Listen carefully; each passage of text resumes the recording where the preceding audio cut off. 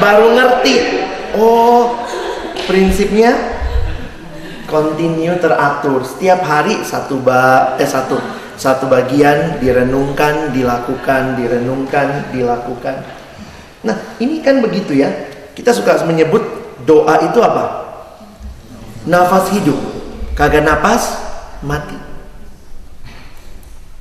Firman Tuhan, makaroni, makanan rohani. Tidak makan, mati. Kenapa ya? Kita menganalogikan dengan hal yang begitu penting, tapi ingat pola konsumsinya. Saat teduh kan bukan sekali baca untuk 2 tahun. Wah, saya udah punya penuh firman. Tapi terus menerus dan continue.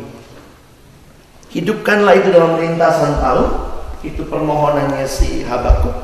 Dan dia mengingat, dalam murkamu ingatlah akan kasih sayang. Umat Allah, mereka bersungut-sungut kepada Allah sepanjang perjalanan hidup mereka. Tuhan sudah kasih secukupnya. Udah dikasih mana, minta apa lagi? Mana masa gak pakai daging? Tuhan kirim lagi burung puyuh. Minum. Tuhan suruh Musa pukul batu. Saya pikir sebenarnya mereka udah lihat banyak karya Allah yang besar ya. Tapi ingat, di dalam bagian-bagian itu ada hukuman-hukuman yang Tuhan nyatakan juga. Tapi sekali lagi, hukuman itu untuk apa? Memulihkan, memurnikan mereka. Karena itu permohonannya Habakuk, saya pikir dia belajar dari sejarah. Dalam murkamu ingatlah akan kasih setiamu. Seorang penafsir bahkan mengatakan Habakuk seolah-olah mengingatkan Tuhan. Sama seperti Musa juga ya. Kalau kita lihat memang percakapannya kayaknya sangat manusiawi. Tuhan bilang saya mau hancurkan semua. Lalu kayaknya Musa yang ingatin, Tuhan ingat loh, Tuhan pernah janji. Saya waktu belajar Keluaran 32, peristiwa anak lembu emas, hari itu kan Tuhan murka ya, dan Tuhan suruh membunuh 3.000 orang mati hari itu. Lalu kemudian waktu itu Tuhan mau make deal sama Musa. Saya pikir Musa kalau tidak cukup rendah hati bisa juga jadi sombong. Tuhan bilang ini sama Musa, nah gitu ya, gimana caranya lah ngomongnya ya. Bangsa ini udah sangat tegar tengkuk. Gini aja, saya musnahkan semua, lalu saya tinggalin kamu. Nanti dari kamulah saya bangun bangsa baru. Bagus juga kan ya? Kalau saudara ditawarin begitu sama Tuhan, ini nih, jugul kata orang Batak gitu ya. Daripada mereka ini udah kita mulai bangsa baru dari kamu Musa. Asik juga kan? Bukan bangsa Israel. Israel kan artinya Yakub, anak-anaknya Yakub, keturunan Yakub. Bagus juga nanti kalau ada bangsa Musa. Gitu kan? Tapi di situ Musa bilang, Tuhan, bukankah engkau telah berjanji kepada Abraham, Ishak dan seterusnya? Kayaknya Tuhan diingatkan sama Musa. Walaupun itu bahasa manusiawi, tetapi mau menyatakan Tuhan benci kepada dosa. Tapi Tuhan mau memurnikan mereka. Dalam bagian ini, itu permohonannya Habakuk. Dalam murkamu, ingatlah akan kasih setiamu. Saudara, menghayati seperti itu, Perjanjian Lama punya konsep remnant. Kalau kalian tahu konsep remnant, di dalam bangsa yang begitu hancur, Tuhan menyisakan orang-orang yang masih baik gitu. Masih ingat peristiwanya Elia? Elia kan agak sombong juga gitu ya. Tuhan, tidak ada lagi yang menyembah engkau di bangsaku. Lalu Tuhan bilang apa? Aku masih menyisakan 7.000 orang. Iya memang 7.000 dibanding dengan sekian juta, dikit banget ya. Tapi itu ada konsep sisa. Nah saya suka berpikir gitu ya, dalam konteks Indonesia, ada nggak ya di tengah kebobrokan bangsa ini, mungkin cuma sekelompok kecil orang yang juga mungkin tidak terpandang, tidak dianggap, jarang masuk koran publikasi, tapi sebenarnya orang-orang ini Tuhan pakai bagi pemulihan bangsa ini. Saya pikir kita harusnya menjadi barisan dari orang-orang seperti itu. Mungkin tidak semua pembicara yang sudah tampil itu kalian pernah baca di koran kan? Tapi menurut kalian signifikankah karyanya? Banyak hal yang mungkin Tuhan tidak izinkan kita jadi gerakan yang sangat besar dan terpublikasi dengan luas. Tapi di tempat di mana kau hadir, Tuhan izinkan engkau di tempat itu membawa perubahan. Karena itu kita perhatikan apa sebenarnya yang Habakuk dengar. Apa yang dia dengar? Intinya cuma satu yang dia dengar. Allah setia dan akan memulihkan umatnya. Itu tadi doanya di atas. Dalam murkamu ingatlah akan kasih sayang. Itu yang muncul di ayat 13. Engkau berjalan maju untuk menyelamatkan umatmu. Teman-teman, situasi begitu crowded pada waktu itu. Situasi bahkan tidak memberikan hal yang jelas buat Habakuk. Yang dia tahu adalah Tuhan lagi mau mengutus bangsa yang lebih kejam dari bangsanya untuk menghukum mereka. Tapi dia sampai kepada pemahaman iman ini. Allahku akan menyelamatkan kami, umatku. Allah yang berjanji. Kalau kalian ketemu di perjanjian lama ada kata Tuhan pakai huruf gede semua, T-U-H-A-N. Itu artinya apa? Allah perjanjian, Yahweh. Allah yang mengikat perjanjian dengan umatnya. Zaman itu semua Allah punya nama. Allahnya Israel namanya Yahweh. Dan Allah Yahweh ini beda sama Allah bangsa lain. Allah bangsa lain bagaimana? Allah-Allahnya teritorial. Di Mesir Allahnya Allah Mesir. Begitu pindah Kanaan, Allah Kanaan. Jadi Allahnya tuh roaming di semua tempat. Tapi Tuhan mau mengatakan, aku Allah yang kekal, Allah atas seluruh bumi. Sehingga dimanapun kamu pergi, aku Allah. Dan itu yang terus diingatkan. Jangan masuk Kanaan sembah Allahnya Kanaan. Jangan masuk Babel sembah Allahnya Babel. Karena cuma aku Allahmu. Dan itu Allah yang mengikat perjanjian dengan umatnya. Sehingga dalam bagian ini saya pikir Tuhan setia kepada janjinya. Meskipun untuk sementara waktu terlihat, kenapa Tuhan pakai bangsa itu untuk menghukum kami? Apakah Tuhan sudah membuang kami? Jawabannya tidak. Allah setia. Dan apa yang dilihat, apa yang didengar oleh Habakuk, apa yang ditulis dari pasal 3 ayat 3 sampai 15, ini semua yang sudah terjadi di perjanjian lama. Coba kita lihat satu-satu ya. Kalau teman-teman perhatikan ayat 3 sampai 15, Habakuk mengingat pekerjaan-pekerjaan Allah pada masa, khususnya masa keluaran sampai masa Yosua. Waktu Allah memimpin Israel keluar dari Mesir, dan cuma satu yang dibuktikan dengan semua tindakan itu, Allah berpihak pada umatnya. Allah akan menjawab umatnya. Untuk sementara waktu ketidakadilan dibiarkan berkuasa, tetapi keadilan Allah akan nyata. Nah, beberapa peristiwa yang muncul, kalau kalian perhatikan, Allah datang dari negeri Teman, dan yang Maha Kudus dari pegunungan Paran. Allah dikatakan datang dari Teman, itu di daerah selatan, dan Paran. Itu apa? Itu lokasi-lokasi yang di dalam perjanjian lama mengingatkan kita akan pertolongan Allah bagi Israel. Coba buka kitab Ulangan sebentar. Mari kita lihat sebentar kitab Ulangan pasal yang ke-33.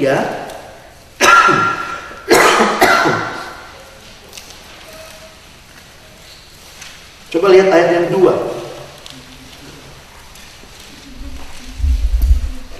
Silakan, ada yang bacakan. Kita gantian aja ya. Mungkin dari Christian dulu. 33 ayat 2. Berkatalah dia, Tuhan datang dari Sinai dan terbit kepada mereka dari Seir.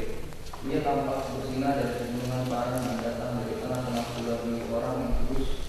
Di sebelah kanannya tampak kepada mereka api yang menyala. Bisa baca ayat 3-nya? Sungguh dia mengasihi umatnya. Semua orangnya yang kudus di dalam tangan mulan mereka. Pada kakinya Jadi kalian memang kalau PA-in ini, saya harap kalian mengerti ya, mau nggak mau mesti cari ke perjanjian lama atau kisah di Keluaran dan seterusnya sampai Yosua, karena semua ini sangat berkait dengan itu.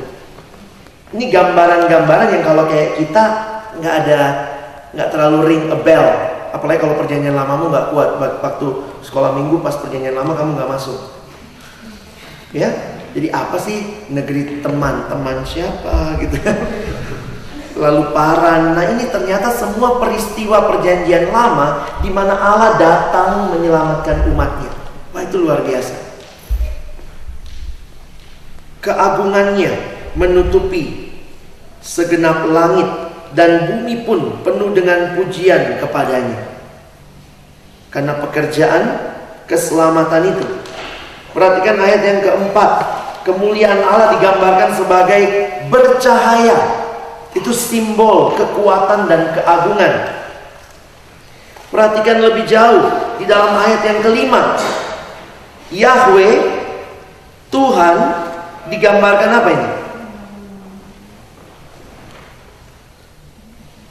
Ada satu penafsir bilang begini, Yahweh digambarkan sebagai orang penting yang diiringi oleh dua ajudannya. Siapa itu? Penyakit sampar dan demam. Kenapa penyakit sampar dan demam? Karena ternyata itulah dewa-dewa yang disembah orang-orang Kanaan. Dan disinilah Yahweh berkuasa mengendalikan musibah itu. Jadi Tuhan jalan gitu ya. Ada satu di depan, satu di belakang. Satu penyakit sampar, satu demam.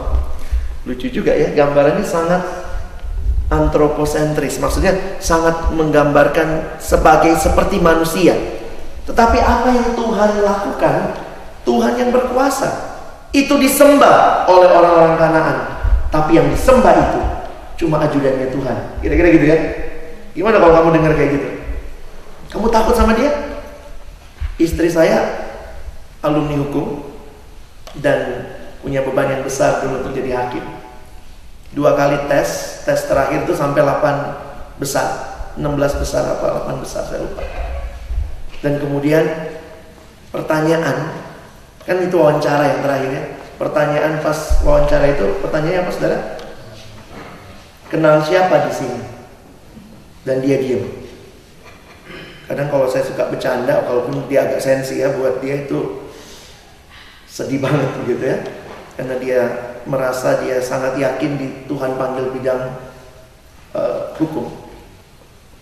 Waktu itu saya bilang, coba kamu jawab. Kenal siapa sini? Tuhan Allah semesta langit. Istilahnya gini loh, aduh siapa sih gitu ya. Mau orang besar sebesar apa gitu. Tuhanku lebih besar. Kalau Tuhan mau saudara masuk, Tuhan bisa bawa saudara masuk tanpa uang. Jangan belum apa-apa sudah punya konsep apa. Susah kalau nggak pakai duit. Ya sudah, pasti kamu akan nyogok. Karena merasa itu jadi hal yang wajar. Dan waktu saya katakan sama istri saya, ya lihatlah, mungkin bukan ke situ Tuhan panggil. Mungkin bukan kamu yang ke dunia hukumnya, kamu mempersiapkan orang yang ke dunia hukum. Ya, sekarang dampingin saya jadi staff. Itu cara Tuhan lah ya. Hati-hati kita ngotot sama apa yang kita mau, tapi belum tentu itu yang Tuhan mau juga.